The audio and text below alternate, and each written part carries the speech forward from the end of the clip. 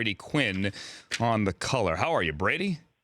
Doing well, Andrew. Just a busy day, man, preparing for this big matchup. Obviously Washington, if they win, they're in as they sit, at that number 4 spot securely in the top 4 teams. And Colorado, I think, actually has a case, and I'll try to make one if they're able to beat Washington, of why they should be able to play in the college football playoff. Well, listen, we appreciate the fact that you're doing this on a game day. I know that's a pain in the butt, so thank you for saying yes to this. Tell me how Colorado would have a case.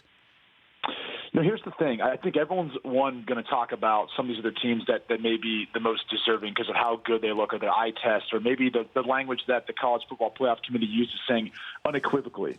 But the problem with this system is, if you're only going to have 4 teams, right, because this isn't going to be an issue if we have 8 teams and if we expanded the playoff. But if you're only going to have 4 teams, and part of your criteria when comparing these teams is going to be championships won, then you can't sit there and say that the 4 pieces of criteria, whether it's head-to-head play, strength of schedule, championships won, common opponents, things of that nature, you can't say that some things don't outweigh the others. Because a championship is what every single coach and every player talks about wanting to play for in their respective Power 5 conference. That's what they want to win first. It's these different steps that you have. Then you try to get into the college football playoff. Then you try to go win a national championship. So, one, you're doing an incredible injustice to the coaches and the players if you're telling these young men that winning their conference doesn't mean that they're going to have an opportunity to play in the college football playoff and play for a national championship, especially considering you put it on paper. That's part of your criteria. No, I'm with you here. I'm with you. But here's the question, Brady. If Colorado is to win, how do you say then that the winner of the Penn State-Wisconsin game can't make that same claim? Because a lot of people think that if Washington were to lose, all right, then Washington falls out, that Colorado-Wisconsin winner should yell the loudest. I'm sorry, Penn State-Wisconsin winner. Yeah, and I think they should. I think Penn State should, too, if they win. Only because, one, we're looking at an Ohio State team that sits at number 2 in the polls. And don't get me wrong, they're a very talented team. I think you'd say if you're looking at the top 4 teams who are the best 4 right now, I think it'd probably be Alabama, Ohio State, USC, and maybe Clemson. Maybe you put them in that argument. Maybe you put in Michigan. But I also think you could throw in Washington. You could throw in Colorado as far as those teams that are playing their best football right now as part of those top 4. But if we're talking about based on what the committee has constructed to put 4 teams in those 4 slots, then that's a whole different criteria. It's a whole different ballgame. So, yeah, Penn State should have a gripe because not only did they win in the division that Ohio State's in and they beat them in head-to-head play, they won the conference championship. Now, Wisconsin, it's a little bit different. And that's the one where if they win, I could see, one, maybe a Colorado getting in over them, or them basically saying, look, Ohio State beat them head-to-head. We want to put Ohio State ahead of Wisconsin. I get that. But, again, it's an incredible injustice to Wisconsin and any other conference champion. Now, obviously, one's going to get left out. But that's, once you're comparing the conference champions from all 5 from the Power 5, and we've seen that the past 2 years, there's always going to be someone left out. Brady Quinn. My thing is, look, if you're upset with the way the Big Ten, decides its champion, then that's the issue. It's how they construct the 2 divisions to then play off for it. Why not do what the Big 12 is doing next year? Why not just have the top 2 teams end up playing in the conference championship game then to determine your champion? Now, the only thing this year would probably be the best 2 teams, I think, we'd say is Ohio State, Michigan, and they would basically play at the end of the season, then they'd play a week later in the conference champion if you did that. But that being the case, I just think you're unfortunately, the way you've set things up, leaves there to be so much doubt in which teams should get in and which teams are getting left out. And the Big Ten obviously has the more teams right now. Brady Quinn's calling the game tonight on Fox, the Pac-12 championship. Do you have any doubt, Brady, that if Washington wins, they stay at 4? Oh, of course. I mean, I don't know how anyone would jump ahead of them. Michigan's not planning one this week, and this is going to give, Washington another quality win, which everyone's been talking about their schedule and lack the strength of schedule and all of that. And I get that. I'm with everyone else in wanting that, more teams to play, other Power 5 teams, I think, in their non-conference. But the fact of the matter is, it's not like they've played in these games close. I mean, they've got 9 games where they won by 20-plus points this season. So they're taking care of business. Even though they've scheduled cupcakes, they're beating down those teams. So in my mind, I think if they win, they're in. It's another quality win. It's a very, very tough defense with Colorado, and really just a tough opponent when you think of Cepha Lufau and Philip Lindsay and the style which Colorado runs the football. You think John Browning can get invited to New York tonight? Jake Browning? Yeah, I think Jake's got an opportunity to. We're going to show actually a stat comparison of him versus Lamar Jackson, which, again, they're two different types of players, two different systems. But when you look at him as far as passing numbers, I mean, he's one of the most prolific passers, one of the most accurate. And the other thing is, you look at this young man, I mean, are they able to go as far without him at the quarterback position? I don't think so. I mean, what he does from a cerebral standpoint, the way he controls their offense and runs their scheme, I think is very unique, very rare to college football. And I don't know that they're as good of a team if Jake Browning's not behind center. So I think it's very telling of him being a guy who was, one, deserving of going to New York and at least being considered for it. Brady Quinn joining us along with Joe Davis. He is calling the Pac-12 championship game tonight. Washington at number 4, Colorado at number 9. That game is 9 o'clock Eastern time from the Bay Area. Brady, I want to switch gears here to Notre Dame. You think Brian Kelly's the coach next year?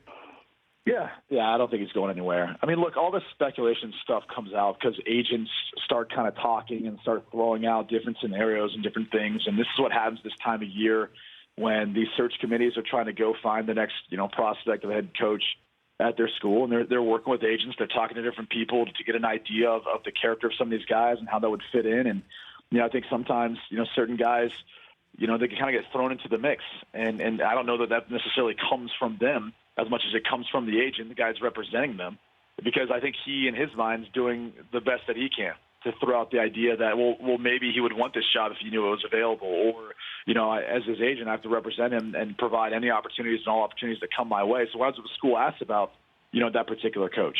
And I think sometimes those private conversations become public, and that's probably what we're seeing in this case. But with those kind of conversations, do you think he wants to be there, Brady?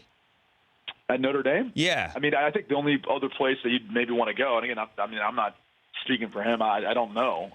It would be the NFL. I think you look at what Chip Kelly did at Oregon. I think every head coach probably would sit there and say, I'm a competitor and I'd like to win at the highest level. So that'd be holding a Lombardi trophy in the NFL at some point in time. You mentioned Oregon. Where do you think their coaching search ends? Any idea? It's interesting. You hear all these different names, and Willie Taggart's being thrown out there lately. Greg Schiano's a guy whose name's got thrown out there, and that'd be interesting to see, how he would be able to go in there and kind of, maybe turn around some of the difficulties they had on defense this year. It's unfortunate. I mean, Mark Helfrich really did a good job. I mean, besides this year, he gets the axe when you think about it. They were put in a tough position because they had multiple graduate transfers the past 2 years to come in and play quarterback. That's never easy. They've got a budding star in Justin Herbert, their true freshman. And then on defense, I mean, they're trying to change scheme. They bring in Brady Hoke, and they're changing over their front from 4-3, 3-4. They're changing over the type of style they want to play. It's tough to do. I mean, the bodies that you have to have up front, you have to recruit. You can't just make that happen overnight. And they're teaching that scheme. I mean, talk about muscle memory, all these things that these kids have done for hundreds and hundreds of reps. Now you're going to try to change that overnight as well and expect them to be tough defensively. I mean, there's just no patience anymore. That's the tough part. I don't know who's going to get the job. I'm just hoping that Oregon will be patient with whoever the next guy is because, Mark Helfrich was playing in the national championship game 2 years ago. I mean, are you kidding me?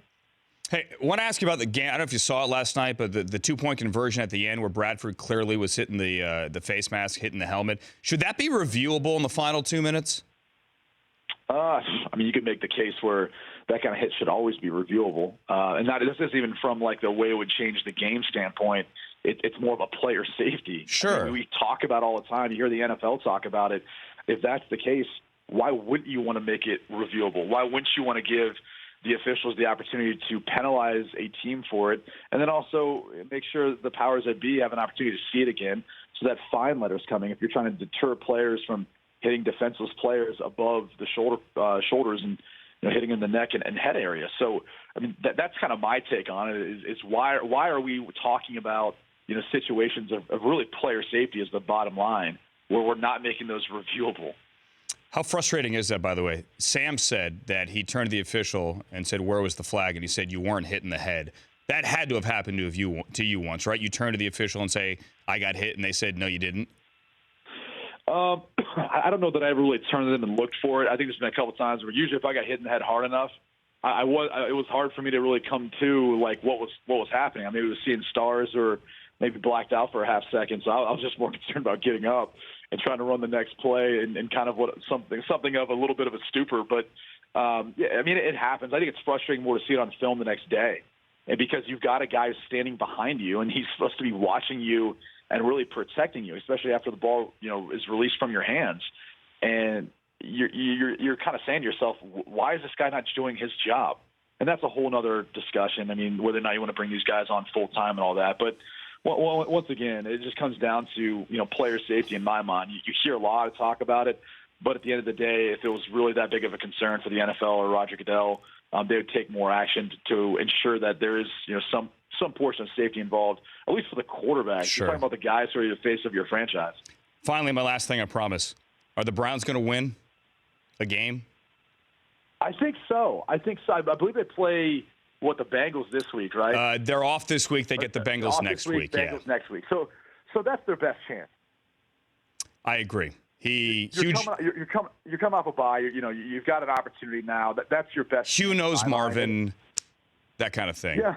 You would hope. I mean, there's a lot of familiarity, so that's going to be their best chance. I think they win a game. I don't know if it's that one or maybe any of the rest. And I hope I'm not proven wrong. I hope they win a game. I really do feel for it. I hope they do too. By the way, I hope you laugh at this. So my family, all Browns fans. My brother's got 3 kids. So when the youngest, years ago, when it was time to buy a jersey, it was Brady Quinn. So there's a Brady Quinn jersey that's been handed down from kid to kid to kid. It's the baby size jersey. My brother tried to put that Brady Quinn jersey on his 2-year-old last Sunday as they got ready to sit on the couch and watch the game. And the kid started screaming and yelling and said, "No, Daddy, I don't like that one." But he made the kid wear the jersey, Brady. I want you to know that's good parenting. My 2-year-old nephew put that stinking Brady Quinn jersey on because, you know what? My brother made him. So he has every right. And as a new father to this boy, I can tell you, I feel the exact same way about my child. Sometimes you just have to teach them right. You know what? He's being taught right, and hopefully he can see a win at one point, maybe this week, and hopefully he'll be in front of the TV, although East Coast time, the 2-year-old will be in bed. 9 o'clock tonight, the Pac-12 championship game. Joe Davis and this man, Brady Quinn, on the call. Have a good call, man. And especially, again, I'll say it, thanks for coming on game day, because I know that's not fun. Yeah, anytime. Thanks, guys. You got it. Brady Quinn. The Rich Eisen Show, weekdays at noon Eastern on Audience.